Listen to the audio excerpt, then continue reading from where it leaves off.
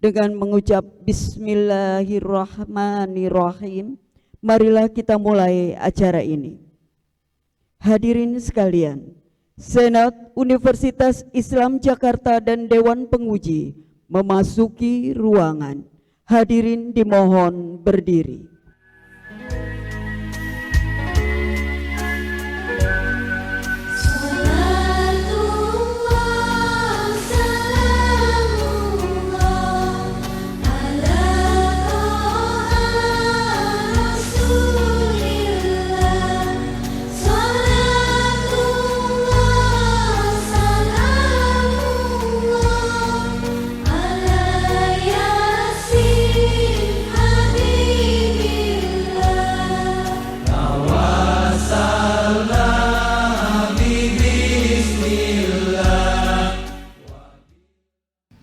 Dengan mengucapkan Bismillahirrahmanirrahim, ujian promosi doktor atas nama Promovendus Heru Budi Santoso dengan ini saya nyatakan dibuka.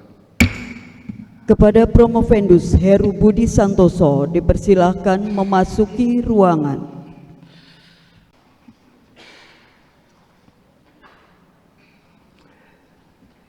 Saudara Promovendus Heru Budi Santoso, apakah saudara siap untuk mengikuti ujian hari ini? Siap. Apakah disertasi saudara sudah dicek plagiat? Sudah.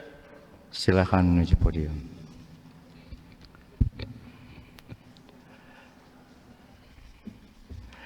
Assalamualaikum warahmatullahi wabarakatuh. Yang terhormat tim penguji, tim promotor, penguji eksternal, serta Bapak Ibu hadirin yang berbahagia. Perkenankan saya ingin memperkenalkan tim penguji dan tim promotor pada hari ini. Ketua tim penguji merangkap promotor, saya sendiri. Sekretaris penguji merangkap ko-promotor Profesor Dr. Dede Rosada MA dalam perjalanan.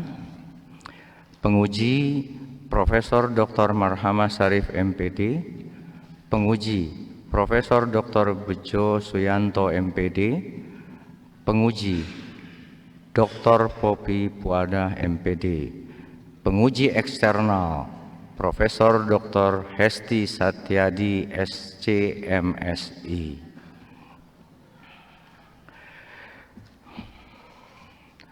Sebelum Promovendus menyampaikan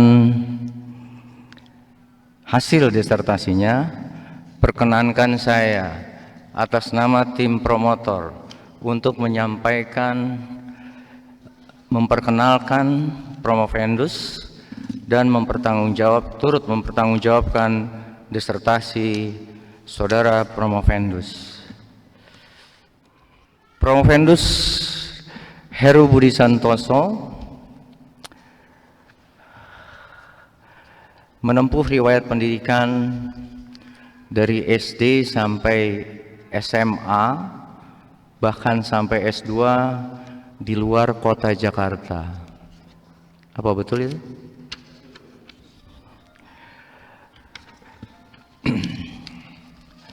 Tapi sayangnya Promovendus di daftar riwayat hidup tidak menyampaikan tanggal lahir, jumlah keluarga, dan istrinya berapa. Mohon dilengkapi ya, putra putri dan lain sebagainya, tolong dilengkapi. Selanjutnya kami persilahkan kepada Promovendus untuk menyampaikan secara singkat hasil disertasinya, kurang lebih 10 menit. Kami persilakan. Siap, Prof. Assalamualaikum warahmatullahi wabarakatuh. Bismillahirrahmanirrahim. Namo Buddhaya. Yang terhormat Bapak Rektor Universitas Islam Jakarta, Bapak Profesor Dr. Insinyur Ryan MSI, yang terhormat Ibu Profesor Dr. Marhamah MPD selaku Direktur Pasca Sarjana dan penguji pada hari ini, yang terhormat Profesor Dr. Dede Rosada selaku promotor dan juga Kaprodi Pasca Sarjana, yang terhormat Profesor Dr. Bejo Suyanto MPD selaku penguji, yang terhormat Ibu Dr. Poppy Puadah selaku penguji, dan yang terhormat Profesor Dr. Hesti Satyati MSI selaku penguji dari luar. Perkenalkanlah, nama saya Heru Budi Santoso, mahasiswa program Doktor Pendidikan Agama Islam dengan NPM 5324010, dan saya lahir di Wonogiri pada tanggal 19 November 1965. Saya mohon maaf lupa tidak saya tulis atau kelupaan mungkin. Perkenalkanlah keluarga saya yang berada di depan, istri saya, silakan Bu berdiri sebentar Bu. Ibu Susilowati SAG, beliau ini pendamping saya yang setia, yang telah memberikan 3 keturunan. Yang pertama Krishna Abipadana yang sekarang juga masih menyelesaikan studi S2 di Universitas Indonesia. Kemudian nomor 2 tidak bisa hadir, beliau adalah sudah lulus dokter, dan yang ketiga ini baru mau menempuh studi di Udayana Bahasa Jepang, Sastra Jepang. Izinkanlah pada kesempatan yang berbahagia ini saya menyampaikan presentasi disertasi saya dalam ujian terbuka yang berjudul Pengaruh Kepemimpinan Dosen Karismatik dan Penggunaan Teknologi Dosen terhadap Kinerja Pembelajaran yang Dimediasi Keterlibatan Mahasiswa. Disertasi ini saya susun di bawah bimbingan Profesor Dr. Dede Rosada selaku promotor dan Profesor Dr. Insinyur Rahyan selaku kopromotor. Presentasi akan saya sampaikan dalam 7 slide dan semoga ini dapat memberikan pemahaman yang cukup kepada para penguji dan teman-teman yang hadir.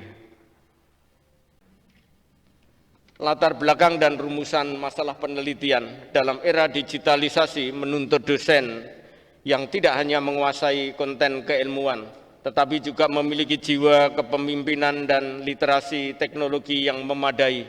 Realitas di lapangan menunjukkan bahwa banyak mahasiswa pembelajaran daring, online atau dalam jaringan merasa terisolasi dan kurang termotivasi. Akibatnya minimnya sentuhan personal dari instruktur.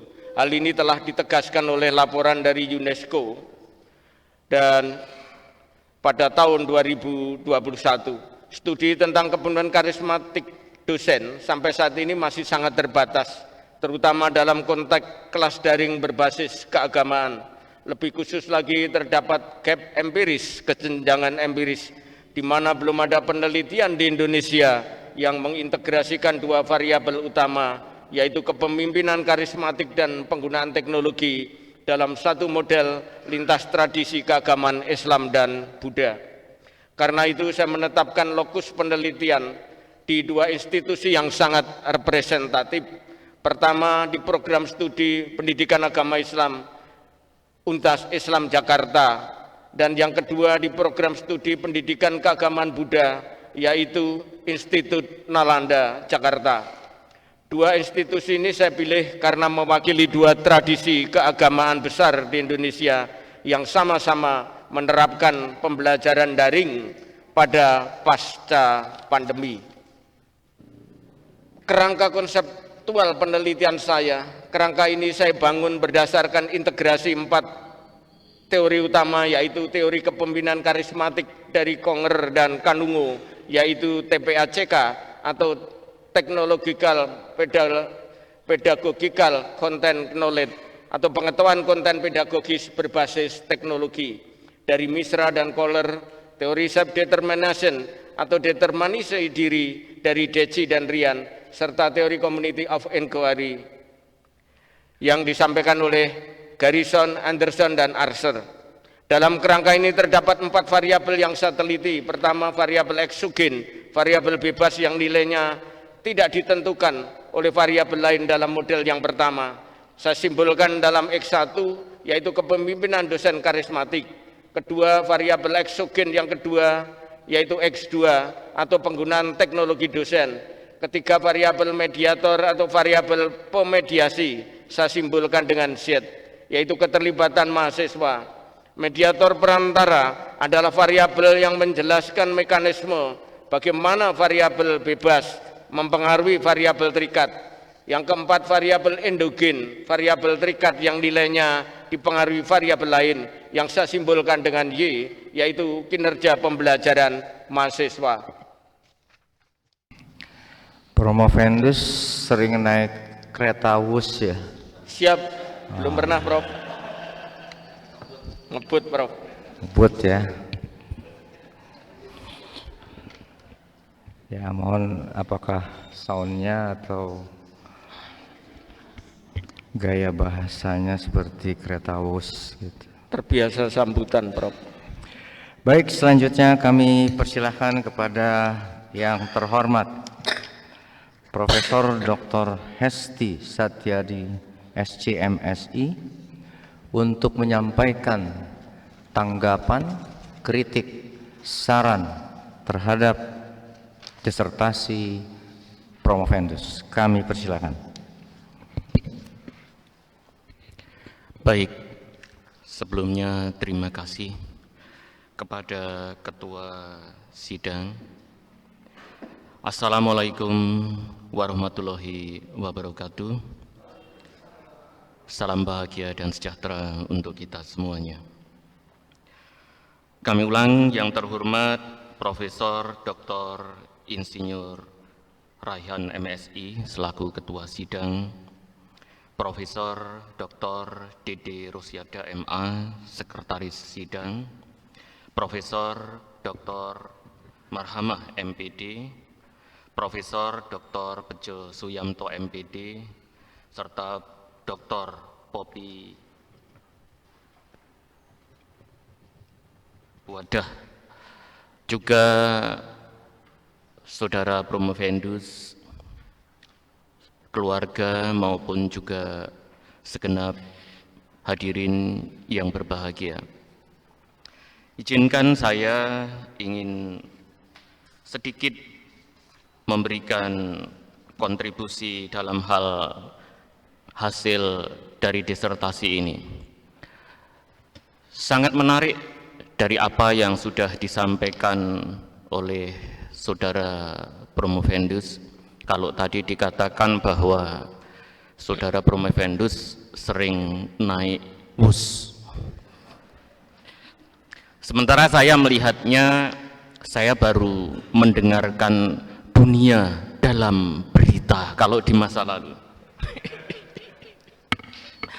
Ada hal yang menarik kalau kita perhatikan terkait dengan tema yang disampaikan Saudara Promovendus, bahwa karisma berkaitan dengan karisma dosen.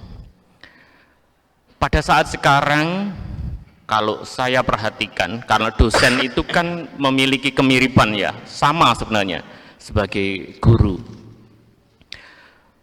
Kemudian kita lihat kondisi kekinian, sebuah karisma. Kalau misalnya saya dosen berkarisma, maka saya akan sangat dekat dengan siswa karena karisma saya.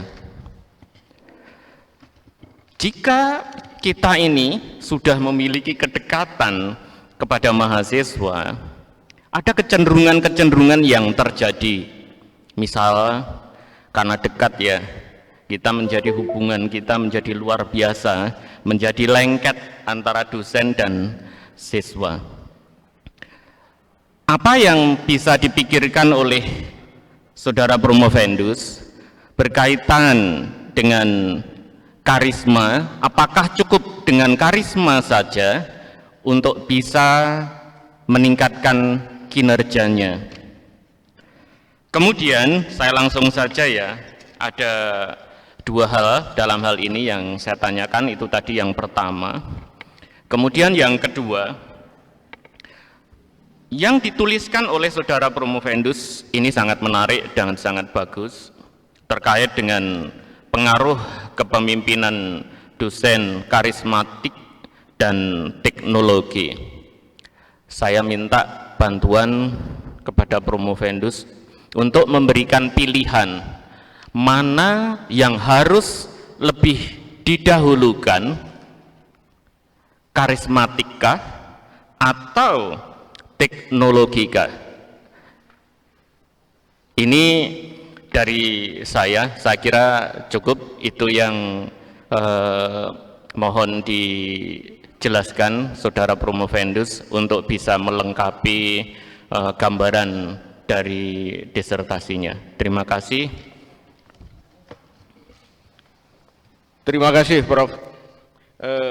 Saya akan menjawab apa yang telah disampaikan oleh Profesor. Jadi terkait dengan kepemimpinan karismatik, saya menjawab kesadaran filosofis itu bahwa memang benar ada, dan jika meminta mahasiswa menilai dosen umpamanya seperti itu secara sembarangan, ada risiko akan terjebak dalam paradigma konsumen produsen yang kelihatan seperti sangat asing secara sembarangan.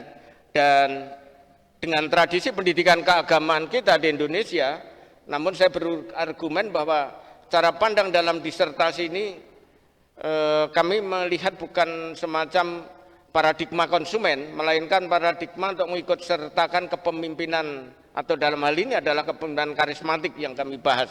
Untuk memahami perbedaan ini, saya kemudian berusaha untuk menengok kembali tradisi keilmuan klasik dalam khasanah pendidikan Islam. Hubungan antara murid dan guru adalah hubungan subah, yaitu pertemuan spiritual yang penuh hormat, di mana murid mendampingi gurunya dalam perjalanan ilmu dan akhlak. Dalam tradisi pendidikan Buddhis di Institut Nalanda, itu hubungan ini dikenal sebagai pandangan semacam guru dewa. Jadi dosen itu sebagai guru atau dewa gitu, yaitu guru yang bertindak sebagai cermin spiritual bagi murid. Pada kedua tradisi tersebut, murid menyaksikan guru mengamati keteladanan dan memberikan juga respon batin atas apa yang disaksikan. Inilah yang sesungguhnya saya tangkap dalam proses pengukuran yang saya lakukan dalam disertasi saya.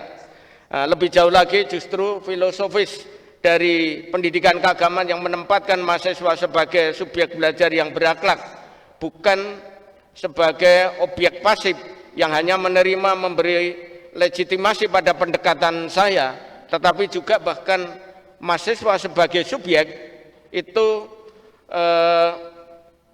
memiliki kapasitas bisa membaca, menilai dosen secara langsung dan merefleksikan kualitas dosennya pada proses pembelajaran secara online.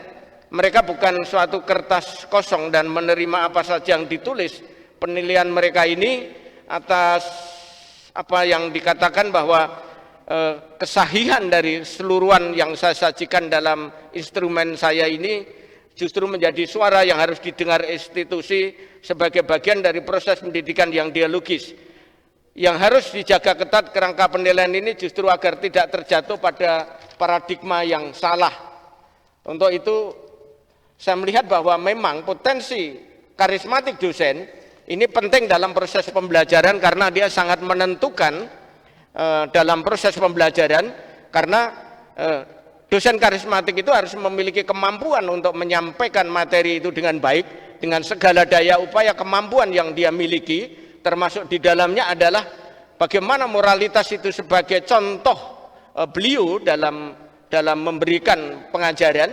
Walaupun banyak pada awalnya pelaksanaan pembelajaran daring ini awal-awalnya tidak bisa diterima ketika awal-awal kemudian terjadi pandemi, bahkan mungkin banyak hal yang kemudian menjadi pemahaman apakah ini bisa dilaksanakan di pendidikan keagamaan yang terbiasa bahwa kita ini harus bertatap muka antara dosen dengan mahasiswa, sehingga apakah daring ini bisa dilakukan. Tetapi kemudian kepemimpinan karismatik ternyata bisa menjawab itu, karena beliau atau dosen itu memiliki kemampuan untuk menyampaikan pembelajaran itu dengan baik, dengan bukan saja dengan storytelling tetapi juga dengan penggunaan teknologi yang telah dikuasai, yang mungkin juga dipaksa pada saat itu karena masih juga banyak dosen yang mungkin dalam kondisi sudah senior yang tidak terbiasa menggunakan teknologi,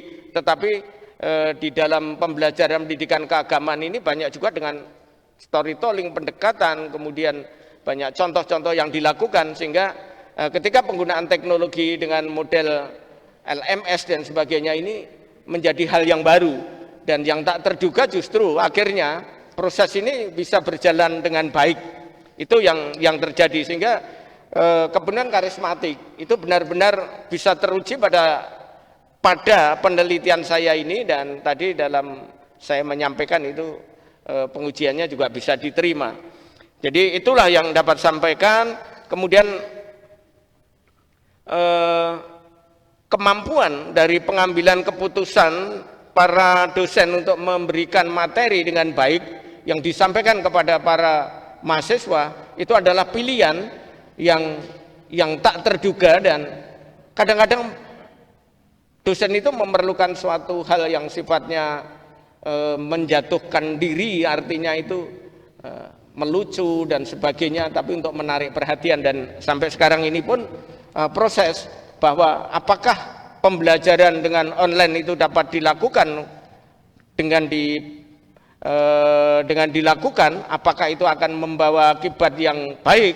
Tapi ternyata kemudian perpaduan dalam sistem daring online dan offline dan penggunaan teknologi yang dilakukan itu memberikan gambaran yang luar biasa. Mungkin itu, Prof. Terima kasih.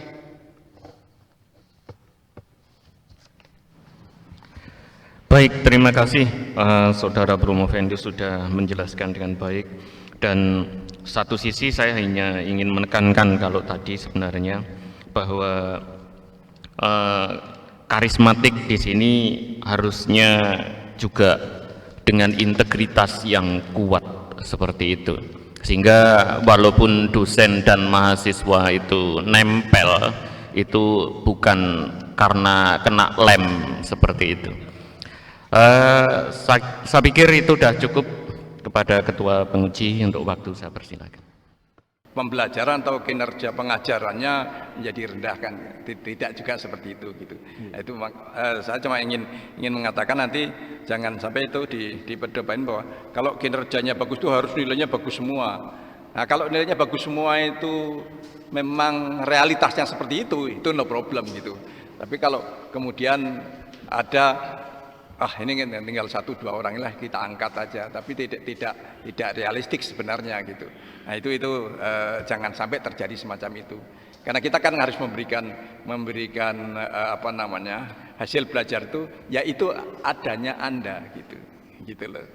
Nah, karena kalau nilai jelek itu biasa saja gitu. Kalau kita sekolah kan dulu begitu, Pak, kita dapat nilai 5 ya biasa gitu. Tapi nilai ujian 10 itu juga biasa juga, karena saya pernah mendapatkan ujian nasional itu dapat 10 itu pernah gitu, tapi pernah juga dapat nilai 5 itu pernah juga gitu loh. Jadi apa saya dikatakan orang pintar? Enggak juga sih, itu biasa aja gitu. Gitu. Oke, yang kedua, Pak, ya. Kepemimpinan karismatik dosen gitu terhadap kinerja pembelajaran. Yang Bapak maksud kepemimpinan karismatik dan kemudian pasti harapannya kinerja pembelajarannya bagus. Apa kira-kira korelasinya pasti seperti itu, Pak? Monggo. Baik, terima kasih, Prof. Jadi dalam hal ini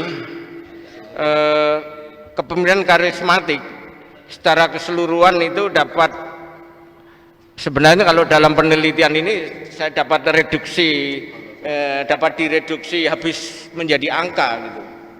Tidak secara keseluruhan itu dapat direduksi habis menjadi angka. Kemudian saya juga klaim dalam perilaku yang menyertai karisma ya, yang diamati mahasiswa ini dapat diukur secara sistematis. Ada bagian dari karisma yang memang transenden, yang artinya yang mungkin baru terungkap melalui pendekatan fenomenologis atau hermeneutik. Tetapi pada bagian lain yaitu manifestasi perilaku yang sangat layak diukur secara kuantitatif, saya hanya bekerja di sini pada bagian yang dapat diukur tanpa kemudian mengklaim sudah memotret seluruh fenomena, Prof. Jadi justru pendekatan kuantitatif memberikan kekuatan yang tidak dimiliki pendekatan kualitatif, karena kemampuan generalisasi dan kemampuan dalam menguji hubungan kausal antara variabel dalam hal ini, jika hanya dengan kualitatif kita mungkin tahu bahwa contoh umpamanya Pak Ahmad itu menjadi dosen karismatik dan mahasiswanya engagement maksudnya. Tetapi kita tidak tahu bahwa pola itu berlaku umum hanya pada kasus Pak Ahmad tadi sebagai dosen. Kuantifikasi memungkinkan kita melihat pola lintas individu yang sehingga kalau direkomendasi ini akan menjadi kebijakan yang dapat dirumuskan dan bisa lebih percaya diri. Ketika saya terbuka, kemudian saya lihat pada metode mixed method sebagai langkah lanjutan, penelitian saya justru menjawab pertanyaan tentang seberapa kuat dan kemana arah pengaruhnya. Penelitian kualitatif lanjutan mungkin bisa saja nanti akan kita lakukan setelah disertasi ini sebagai langkah lanjutan untuk lebih mendalami proses lebih lanjut. Mungkin itu, Prof. Terima kasih. Baik, satu lagi. Boleh satu lagi? Begini, kalau kita melihat kemampuan mahasiswa kita atau siswa-siswa kita, itu kan tidak seragam ya Pak ya. Siap. Ada yang kemampuannya itu tinggi, ada yang sedang, ya, 1-2 kasuistik, ada yang rendah gitu. Padahal dalam proses pembelajaran di kelas kita sajikan bersama gitu. Nah, bagaimana strategi yang harus kita lakukan ketika kita menghadapi mahasiswa kita atau murid kita yang tarafnya ada di low gitu, low grade gitu, low grade. Nah, kemudian yang middle grade, yang upgrade gitu ya. Nah, itu strategi seperti apa yang bisa kita lakukan agar mereka itu juga merasakan bangga sebagai seorang siswa atau seorang mahasiswa. Silakan Pak. Siap, Prof. Dalam praktik dosen karismatik ini memiliki kompetensi pedagogis yang baik. Artinya dosen itu sudah menyiapkan menggunakan metodologi, teknologi daripada pembelajaran itu sudah disesuaikan dengan kondisi mahasiswa yang dihadapi, sehingga ketika para mahasiswa itu menerima pembelajaran itu secara otomatis itu bisa terfokus. Dan dosen karismatik ini memiliki kemampuan untuk membawa alur dari proses pembelajaran ini sehingga para mahasiswa ini bisa mengikuti dengan baik. Dengan cara seperti itulah kemudian proses pembelajaran itu berhasil dengan baik karena penggunaan teknologi yang telah dikuasai oleh dosen. Dan inilah yang sebenarnya dari penelitian itu diketahui, walaupun memang dalam penelitian ini tidak semua dosen memiliki kemampuan yang luar biasa, tetapi justru inilah nanti yang kami rekomendasikan, dan ini paling mudah untuk dilakukan karena dari penilaian pengisian kuesioner mahasiswa kepada dosen yang terbukti bahwa memang masih ada beberapa hal-hal yang harus diperbaiki, dan ini sangat mudah daripada kita menunggu pelaksanaan perbaikan untuk penggunaan teknologi dosen yang dilakukan oleh dosen karismatik itu menunggu keputusan yang ada di bawah di atas meja. Artinya mungkin pertemuan rektor kemudian dengan dekan dan sebagainya yang itu mungkin tidak bisa menggambarkan secara utuh, tetapi ketika mahasiswa kemudian memberikan penilaian secara langsung, ini diketahui secara utuh sebenarnya apa sih yang dibutuhkan oleh para mahasiswa. Sehingga kami maka kenapa dalam penelitian ini masih berfokuskan pada kuantitatif untuk menilai kemampuan dosen, karena disitulah nanti yang akan bisa diperbaiki. Dan kami merekomendasikan bahwa justru penggunaan teknologi dosen dan sebagainya ini harus dilakukan pelatihan, dan ini bisa dilakukan secara cepat karena penelitian ini dilakukan secara langsung, tidak menunggu kebijakan-kebijakan yang harus dirapatkan. Mungkin seperti itu, Prof. Terima kasih. Baik, saya kira bagus. Nanti keterlibatan sosial mahasiswa itu memang masih sangat penting ya Pak ya. Ya. Oke, terima kasih Pak Rektor, saya kembalikan. Terima kasih Prof. Dr. Bejo Suyanto MPD. Selanjutnya kami persilahkan kepada yang terhormat Profesor Dr. Mahrama Sarif MPD untuk menyampaikan kritik, saran dan tanggapan terhadap disertasi promovendus. Kami persilakan. Terima kasih Ketua Sidang. Assalamualaikum warahmatullahi wabarakatuh. Waalaikumsalam warahmatullahi wabarakatuh. Yang saya hormati Ketua Sidang Prof. Dr. Insinyur Raihan MSc, Sekretaris Profesor Dr. Dede Rosada MA, sekalian selaku Komisi Promotor, dan anggota Dr. Popi yang saya hormati, serta penguji luar Profesor Dr. Hesti Sudiadi, SE MSI, dan Profesor Dr. Bejo Suyanto MPD yang saya hormati, serta para audiens yang saya hormati. Dan yang teristimewa sekali Bapak Heru Budi Santoso. Pertama sekali saya ucapkan selamat ya Pak ya, sudah berdiri di depan kita siang ini untuk mempertahankan disertasinya dalam sidang terbuka doktor.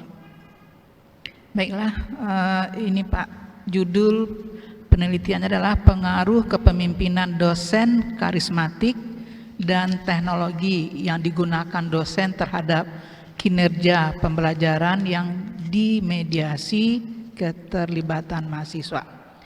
Menarik sekali sebenarnya ini penelitiannya ya Pak ya.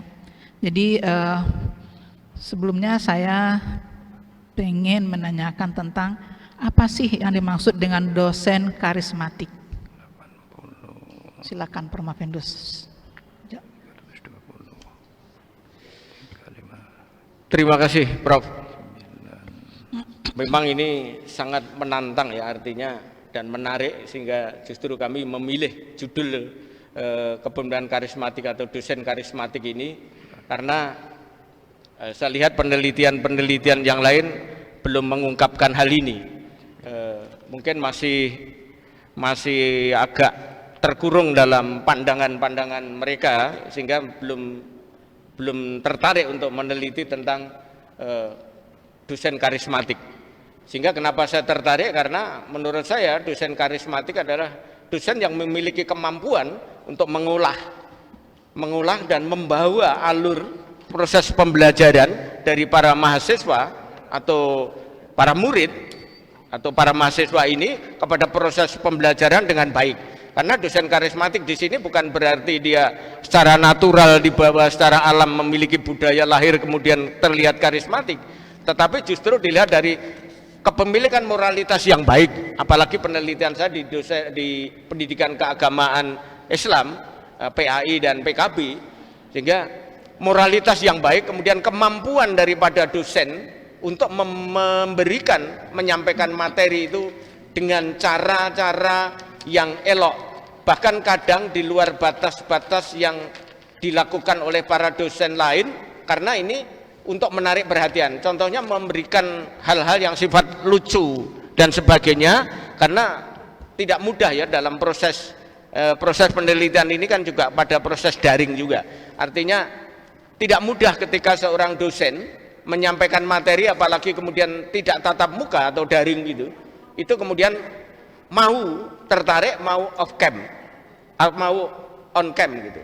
Nah inilah yang kemudian kenapa dosen karismatik ini menjadi sorotan dalam hal penelitian saya, dan ini sangat menarik untuk diungkapkan agar memberikan gambaran bahwa seorang dosen itu memerlukan keahlian untuk menarik perhatian para mahasiswanya dengan kemampuan pedagogisnya, kemampuan fisiologis termasuk psikologi mereka, para dosen, agar para mahasiswa itu mau mengikuti. Seperti yang dilakukan oleh Konger dan Kanungo, bahwa proses pembelajaran dosen karismatik ini adalah proses di mana kemampuan seorang dosen menggunakan teknologi, menggunakan kemampuan dia secara pedagogis untuk menarik perhatian dan menyampaikan materi kepada para mahasiswa sehingga mahasiswa itu mau mengikuti. Dan bukan hanya mengikuti, tetapi juga memiliki pemahaman, menganalisis dengan baik semua materi yang disampaikan oleh para dosen. Dan di depan sudah saya singgung bahwa kepemimpinan karismatik ini menurut saya adalah sangat perlu untuk kemudian dilakukan penelitian lebih lanjut di bidang penelitian kualitatif, yang saya juga yakin ini juga masih ada celah-celah yang untuk diteliti. Demikian, Prof. Terima kasih. 3 hal ya. Pertama adalah dari penjelasan Bapak tadi itu kan terlihat bahwa pembelajaran daring itu bagus ya Pak, betul ya Pak Promopenus ya? Pecah. Ya ini sebenarnya persoalannya apa ya, suaranya bisa pecah. Jadi dari hasil penelitian yang saya baca ini, Bapak menyimpulkan bahwa kepemimpinan karismatik itu tidak terganggu oleh pembelajaran daring atau tidak daring, kan gitu ya? Gitu ya Pak? Ya, berarti kan pembelajaran daring ini saya lihat Bapak nilainya kan positif berdasarkan hasil penelitian. Pertanyaan saya adalah, apakah ada kelemahan dari pembelajaran daring? Nah, kelemahannya apa? Kelemahan dari pembelajaran daring secara otomatis ini ada pandangan, awalnya ada pandangan ketika perubahan dari COVID-19 itu sebenarnya justru ada pandangan dari para pendidik keagamaan yang memiliki pandangan bahwa pendidikan keagamaan ini tidak bisa disampaikan tanpa tatap muka, tetapi harus dilakukan dengan tatap muka. Mereka gundah, tetapi sudah tidak ada pilihan. Dalam 2 minggu kemudian kebijakan pemerintah melaksanakan harus dengan daring, dan itu dilakukan dengan daring. Jadi pelaksananya kemudian dengan daring ini secara otomatis menuntut kemampuan daripada dosen untuk menarik, mengeluarkan kemampuan dia, menarik perhatian daripada para mahasiswa untuk mau belajar dengan sungguh-sungguh dengan sistem daring, yang awalnya ini tidak diprediksi bahwa ini akan berjalan dengan baik, tetapi ternyata berjalan dengan baik. Mungkin pada saat masa COVID, ya bukan mungkin, setelah masa COVID itu selesai, itu ada kegundahan, ini berjalan terus atau berhenti. Tetapi kemudian ternyata menjadi hybrid, dua-duanya dipadukan, daring dan luring, artinya online dan offline dilakukan. Nah, dan ternyata itu berjalan dengan baik, dan sampai sekarang sistem hybrid yang dilakukan pembelajaran di pendidikan keagamaan itu dilakukan dengan baik, dan sampai hari ini proses itu berjalan secara signifikan, tidak ada masalah. Terbukti dengan dalam disertasi saya ini dinyatakan seperti itu. Nah, apakah ada kelemahan dalam kepemimpinan karismatik? Secara otomatis pasti ada, karena ya tadi tidak bisa langsung dengan tatap muka, Prof. Jadi tetapi ketika dosen kemudian ada kemampuan menggunakan teknologi dengan baik, walaupun dalam hasil itu masih kami rekomendasikan untuk ditingkatkan penggunaan teknologi dosen, apalagi dosen-dosen senior seperti saya yang sudah tua begini biasanya kadang juga lelah juga, sehingga saya harus pandai-pandai menyampaikan materi ini, memberikan contoh-contoh verbal non-verbal dengan baik kepada mahasiswa. Bahkan kadang saya harus menjatuhkan diri saya dalam arti melucu, melawak, tapi kemudian itu terbukti baik. Dan secara signifikan ketika saya melakukan UTS dan UAS itu hasilnya baik, rata-rata nilai itu sudah di atas B, artinya A semua begitu. Oke. Walaupun itu mungkin A minus sampai A gitu. Artinya ini, tapi saya tidak menutup kemungkinan bahwa kelemahan ini masih bisa diperbaiki dengan pelatihan-pelatihan yang mendukung agar para dosen ini bisa memiliki kemampuan dalam penggunaan teknologi. Demikian, Bro. Terima kasih. Yang kedua, Pak, kalau kita mengacu kepada teori taksonomi Bloom ya Pak ya, bahwa tujuan pendidikan itu harus mengarah kepada dapat diklasifikasikan ke dalam 3 domain, yaitu kognitif, afektif, dan psikomotorik. Nah sekarang dengan perkembangan AI, di mana siswa bisa belajar mandiri, tidak usah ada guru pun bisa belajar gitu. Kira-kira posisi dosen bisa tergantikan tidak oleh perkembangan AI atau perkembangan teknologi? Bisa, Bro. Bisa? Bisa. Oke. Bisa. Tetapi saya melihat ini ada contoh yang dilakukan di universitas terbuka, yang selama ini dia juga sudah melakukan pembelajaran mandiri, dan saya memiliki teman-teman saya waktu di Universitas Diponegoro, dia mengikuti S1 itu dari universitas terbuka, jadi untuk bertemu dengan dosen kan tidak ada. Artinya mereka malah mendapatkan nilai tertinggi di Fakultas Ekonomi ketika saya mengambil S2 di Universitas Diponegoro. Dan ini berlanjut, kemampuan kami kepada kemampuan dosen untuk membimbing mahasiswa dalam proses daring atau penggunaan teknologi itu, contohnya kami sudah membuat merekam proses pembelajaran dan mereka mendengarkan. Ini kan teknologi bisa tergantikan, tidak harus kami tatap muka, tetapi mereka bisa mendengarkan langsung, kemudian saya terangkan itu sudah penggunaan teknologi, walaupun saya tidak harus hadir secara langsung, tetapi mereka bisa mendengarkan itu atau melihat itu. Bahkan mungkin saya membuat YouTube, kadang saya juga memberikan materi, mengambil contoh-contoh di dalam studi kasus, karena saya di dosen manajemen, studi kasus perusahaan di beberapa perusahaan di Indonesia maupun luar negeri. Saya mengadopsi sistem pembelajaran saya itu mengambil dari Harvard University yang sebanyak studi case study gitu. Jadi mereka kemudian bisa melakukan proses pembelajaran mandiri itu kemudian menjawab dengan baik. Kehadiran saya tidak muncul secara langsung. Walaupun karena kami adalah hybrid, kami juga masih ada tatap muka. Tetapi proses yang penggunaan teknologi ketika tidak hadir itu berjalan dengan baik. Artinya itu berarti bisa, tetapi untuk proses pembelajaran hybrid itu kan tetap kita menggunakan keterlibatan dosen secara langsung. Tetapi kemungkinan karena sistem daring ini sebenarnya sangat murah, apalagi kondisi di Jakarta ini yang banyak kemacetan, kemudian dosen tidak bisa hadir karena macet. Itu sudah mengirim dulu, silahkan belajar dulu, mengikuti. Itu sudah diwakili kehadiran mereka dengan teknologi yang sudah disampaikan kepada para mahasiswa. Kemudian kita hadir, teknologi itu tetap sudah dijalankan, kami hadir kemudian menjelaskan. Artinya sebenarnya bisa tergantikan. Terima kasih.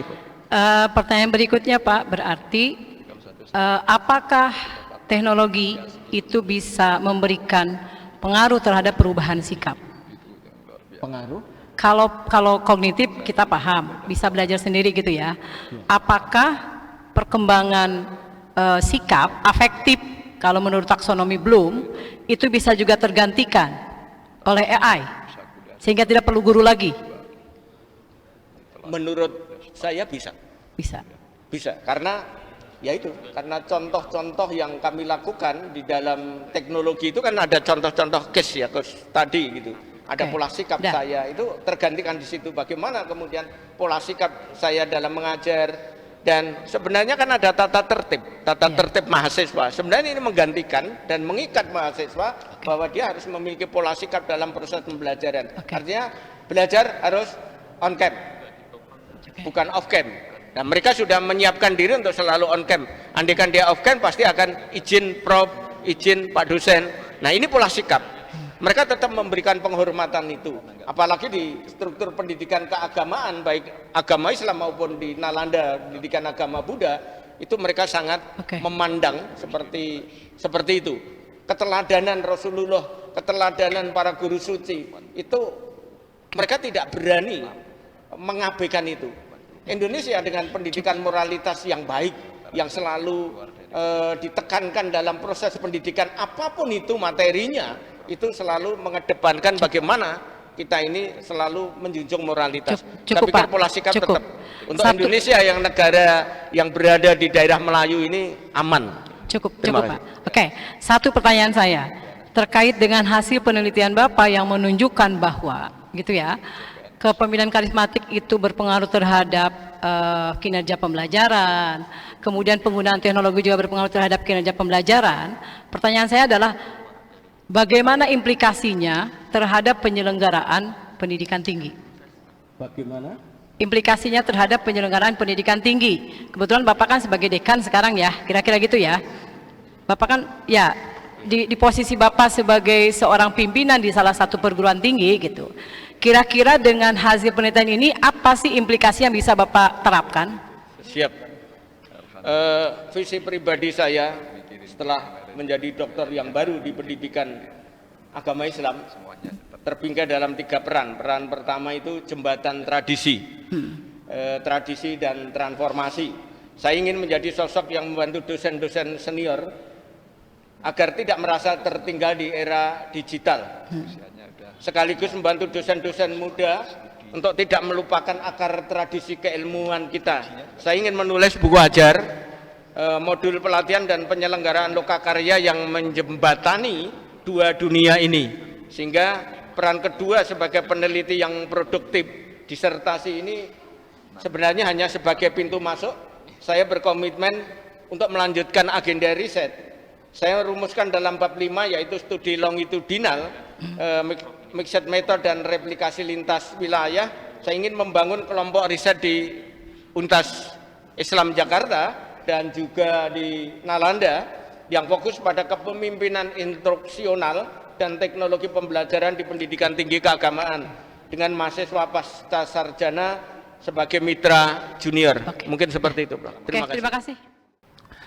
Ini penelitian ini di UID dan Nalanda, di Universitas Islam Jakarta dan Sekolah Tinggi Nalanda, Sekolah Tinggi Agama ya Pak Heru ya. Nalanda, nah Institut Nalanda. Institut Nalanda. Institut Nalanda gitu kan. Berarti dan datanya di blended. Datanya itu di blended antara 2 tempat ini kan gitu kan.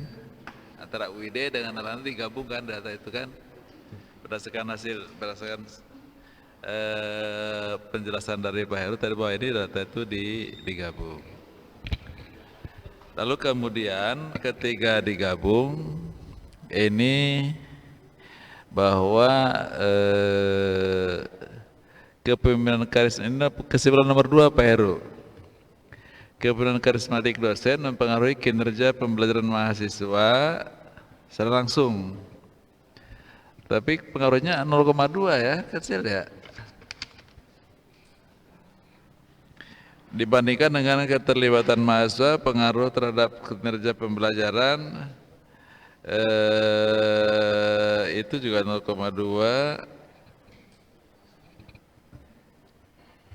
Kemudian pengaruh teknologi pembelajaran terhadap oleh dosen juga kecil. Gimana ini? Gini gambarannya ya, bahwa mahasiswa UID dan mahasiswa swasta ini melihat bahwa penggunaan teknologi oleh dosen itu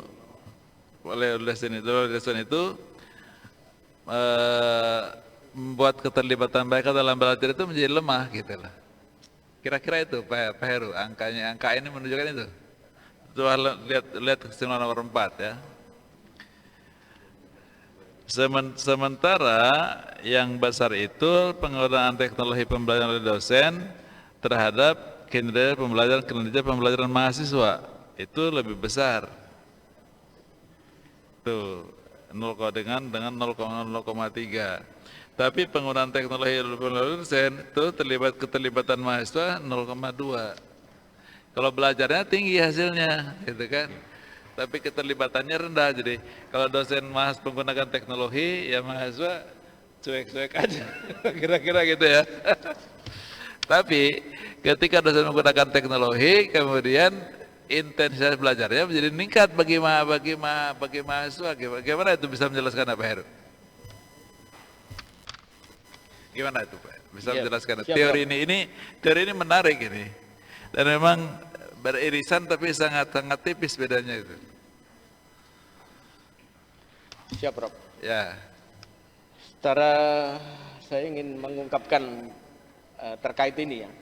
Saya mulai dari bagaimana disinggung tadi tentang juga kemudian karismatik, yang memiliki karismatik ini atribusi yang berdasarkan persepsi tentang perilaku pemimpin yang terjadi melalui 3 tahapan.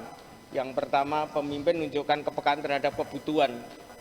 Kemudian juga merumuskan, mengartikulasi visi inspiratif. Artinya karismatik itu memiliki visi yang inspiratif. Kemudian beliau juga bertindak sebagai teladan yang berani mengambil risiko.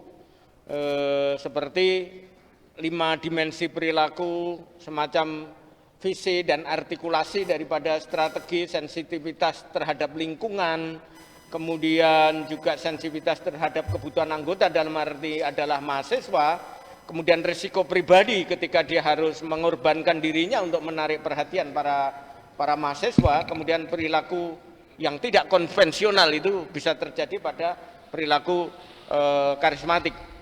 Kemudian karismatik dosen ini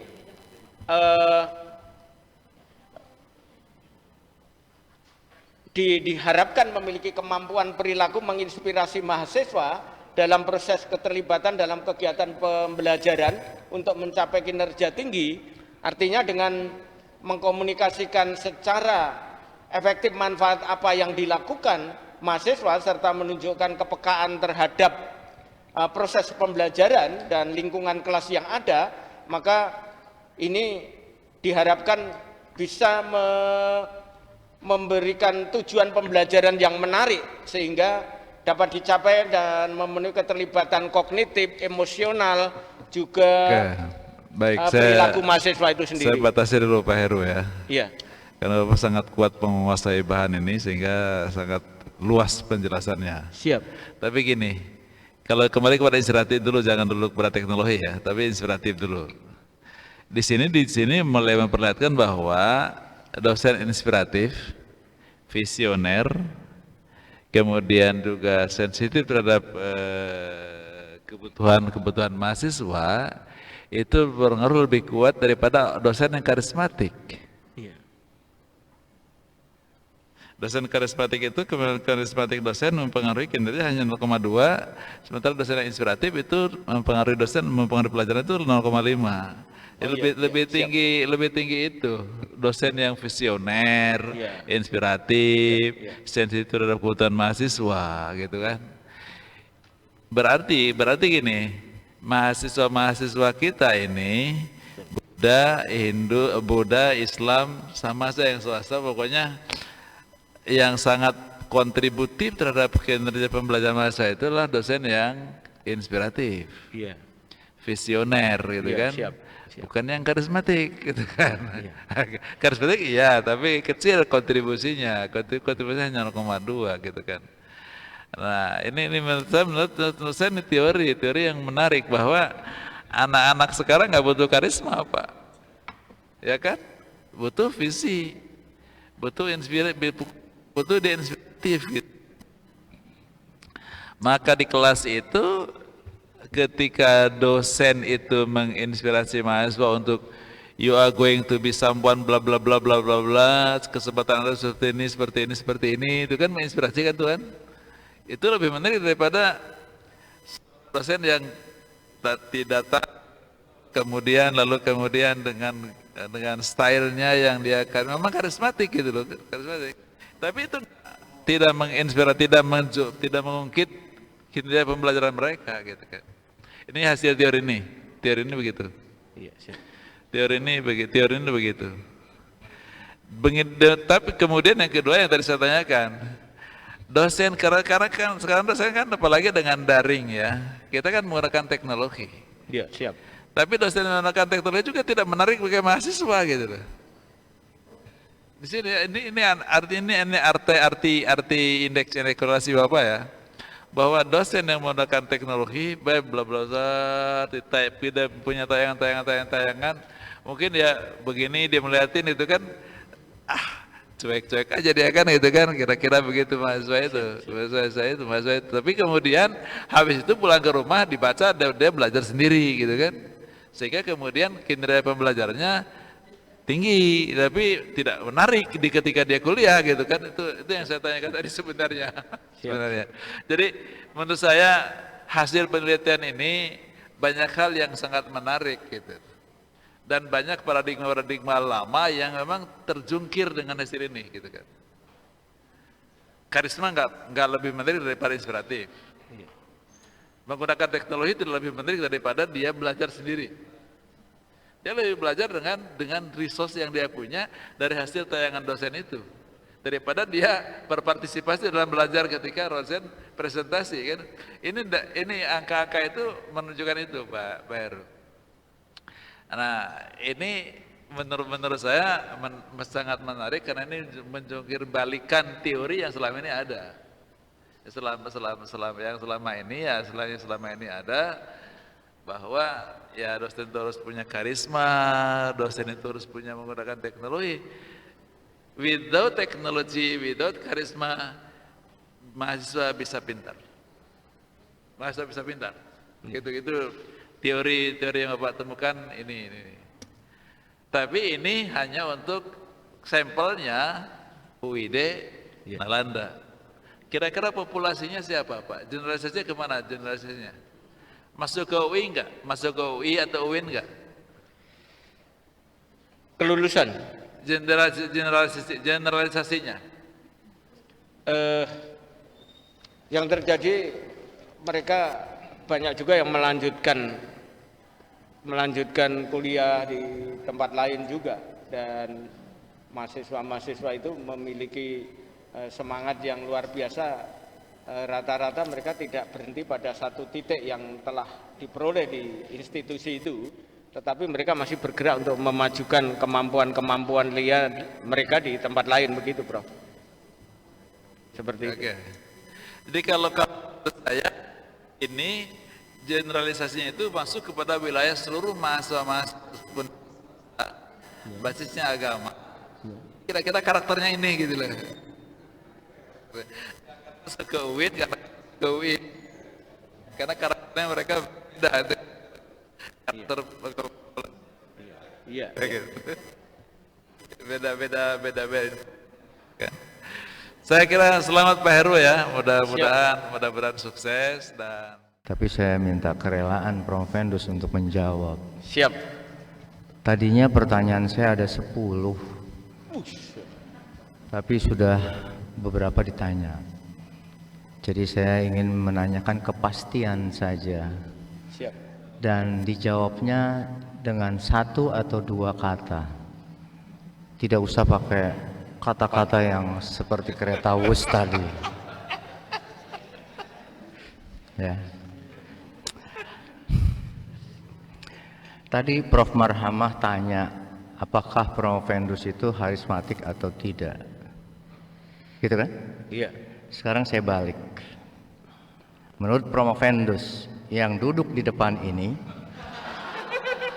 ya, yang duduk di depan ini, ya, ada atau tidak ada yang karismatik? Jawabannya cuma ada atau tidak ada. Semua karismatik, Prof. Bahasanya susah saya memilih itu. Susah memahami, saya takut salah nanti. Jawabannya orang bilang Di luar cuman, kuesioner. saya nggak tanya karismatik atau tidak. Ada atau tidak ada. Jadi jawabannya cuma ada 2. Ada atau tidak ada. Ada karismatik. Hah? Karismatik. Saya bingung depannya tadi. Kalau ada berarti ada yang tidak ada. Semuanya karismatik, Bro. Jadi tidak konsisten. Ya. Sekali lagi saya tanya. Profesor bikin pertanyaan jebakan susah ini. Sekali lagi saya kasih kesempatan. Iya.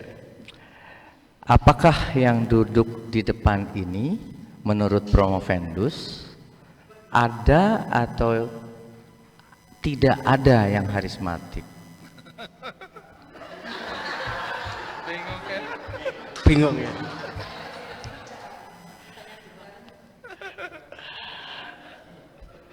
Tidak ada yang tidak karismatik. Oke. Alhamdulillah. Jadi termasuk Bu Popi karismatik. Kemudian yang kedua, karismatik itu bawaan dari gen biologi atau dapat dibentuk oleh lingkungan. Dapat dibentuk dan dibentuk oleh lingkungan, Prof.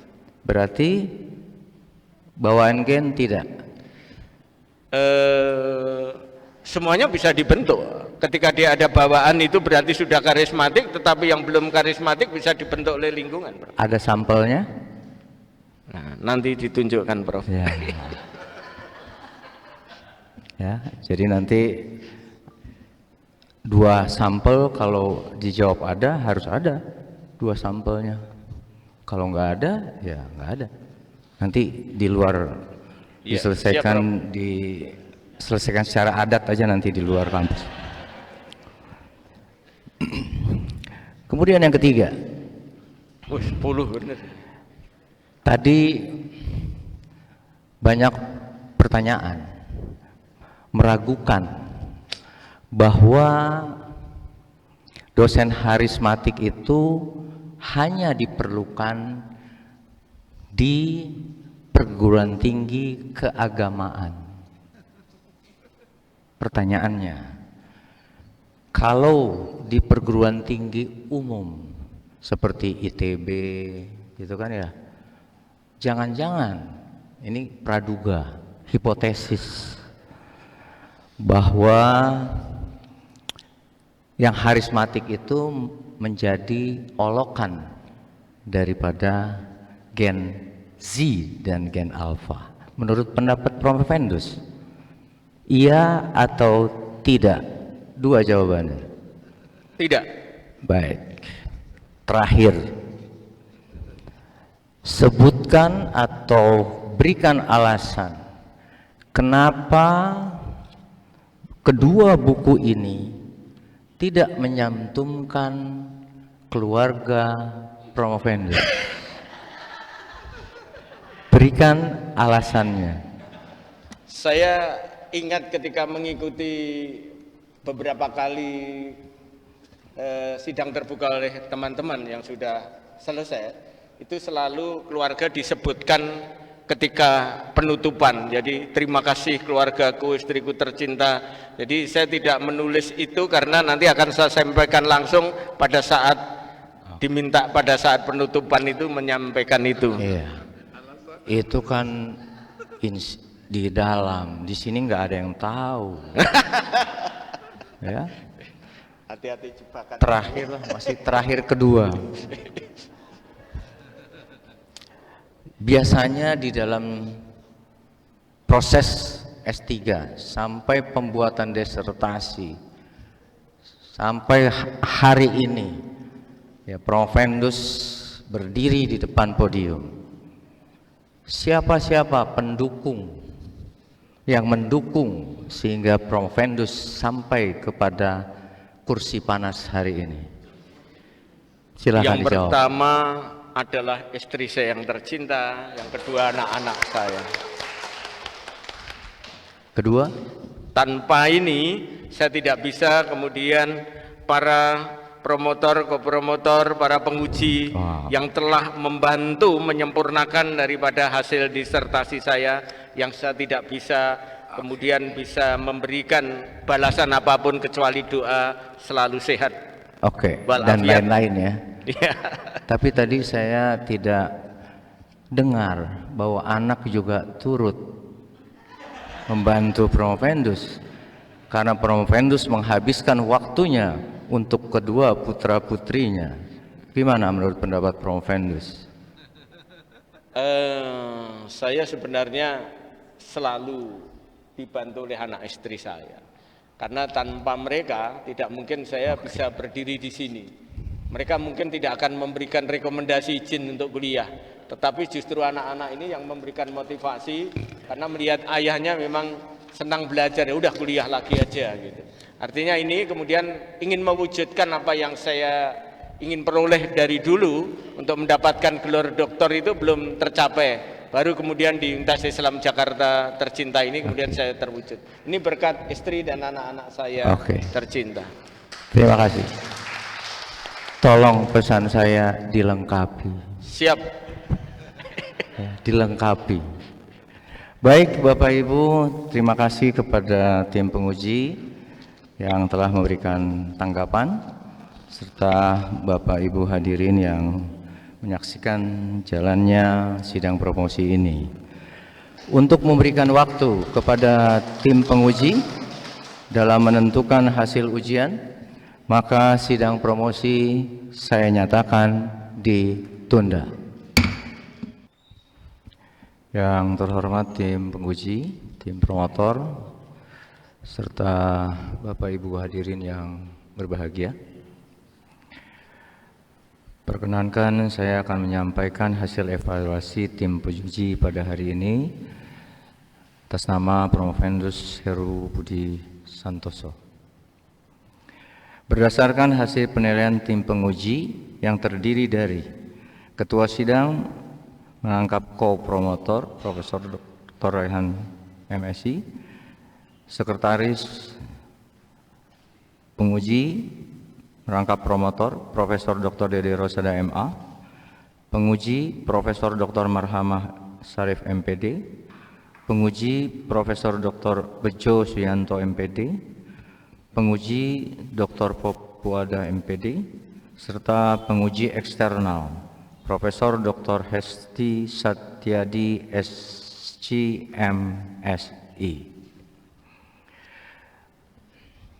Berdasarkan hasil evaluasi tim penguji, maka Saudara Heru Budi Santoso dinyatakan lulus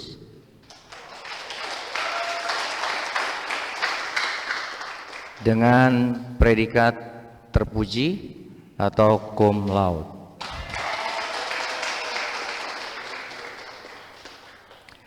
Untuk itu, perkenankan saya atas nama pimpinan universitas dan pimpinan program studi doktor Pendidikan Agama Islam untuk menyampaikan tanda kelulusan. Penyerahan surat keterangan lulus kepada Dr. Heru Budi Santoso dipersilakan maju ke mimbar. Hadirin dimohon berdiri.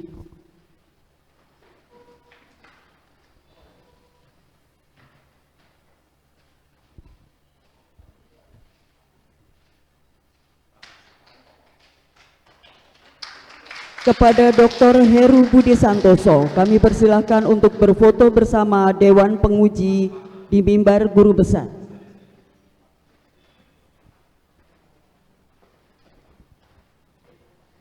Saudara Dr.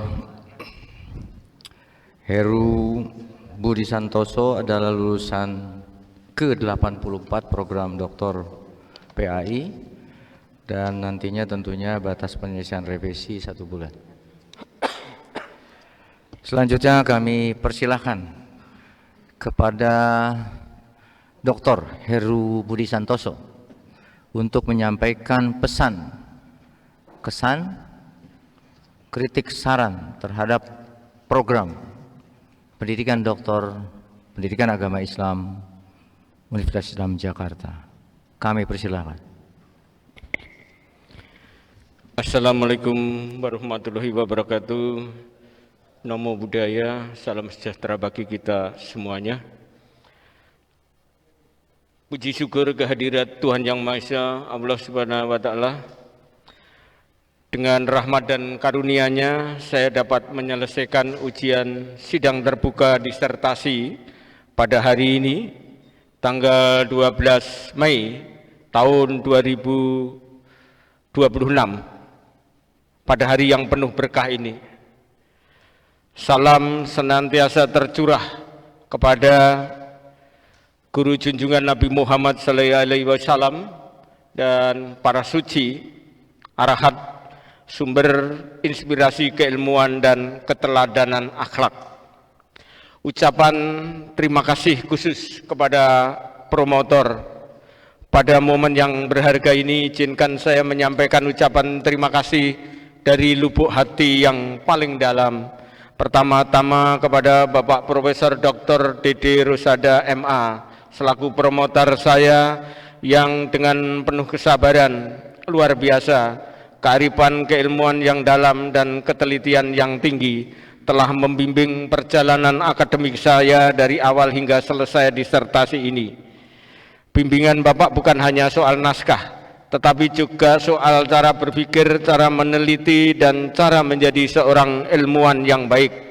Saya tidak akan pernah dapat membalas seluruh kebaikan Bapak, kecuali dengan doa, semoga Tuhan Yang Maha Esa, Allah Subhanahu wa Ta'ala, senantiasa memberikan keberkahan, kesehatan, dan umur yang panjang kepada Bapak dan keluarga.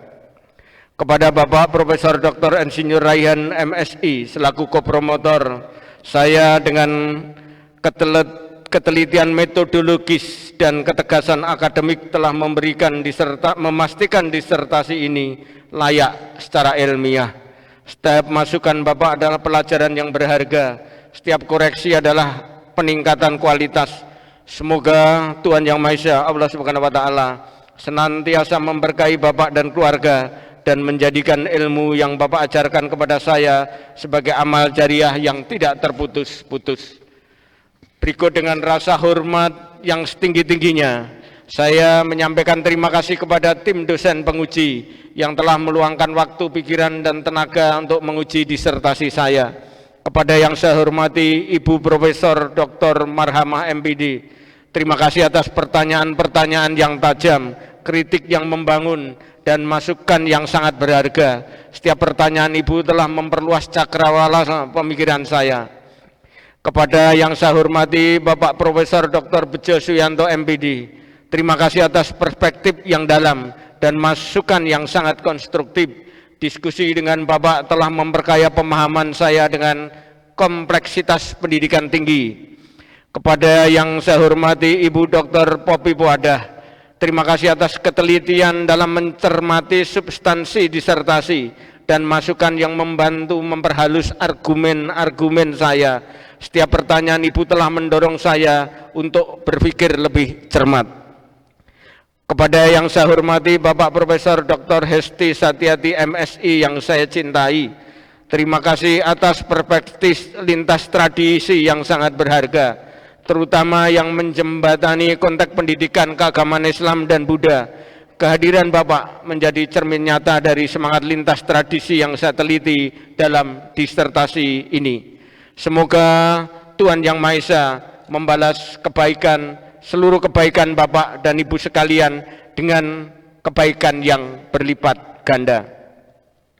Ucapan terima kasih kepada tamu undangan dan kehormatan, kepada Wakil Ketua DPRD DKI Jakarta Ibu Mahdiah, dan juga kepada yang saya hormati teman saya Bapak Kevin Bu dari PSI dan dari tokoh-tokoh agama Buddha, maupun para teman-teman saya dari Institut Nalanda, terutama kepada Dr. Sutresno SIP MSI.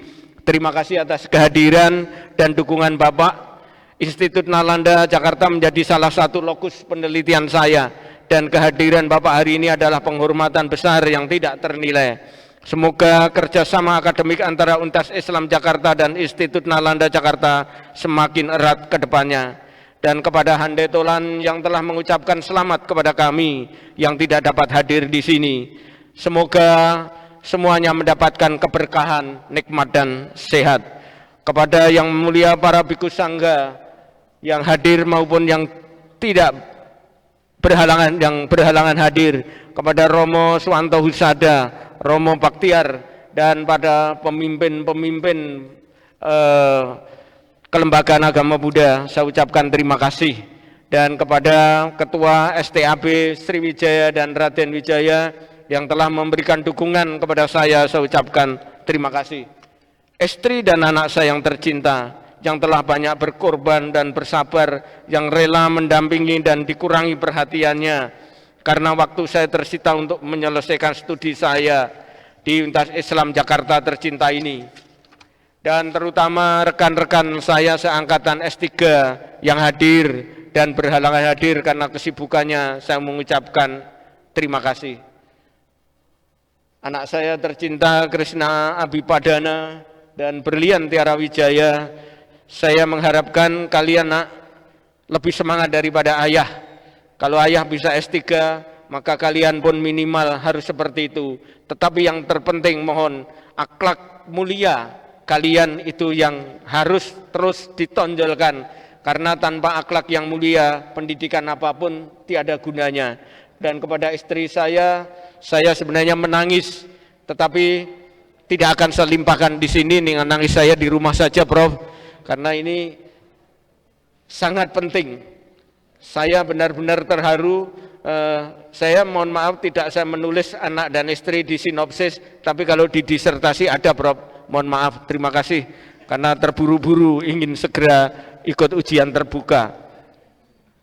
Ucapan terima kasih kepada Sivitas Akademika. Saya juga menyampaikan terima kasih kepada Sivitas Akademika Universitas Islam Jakarta yang telah memberikan bantuan sehingga terselesainya studi ini. Terima kasih juga kepada kolega di Institut Nalanda Jakarta dan rekan-rekan dosen dari Fakultas Komunikasi dan Bisnis. Saya lihat ada Ibu Cynthia dari Wakil Rektor 3, saya ucapkan terima kasih.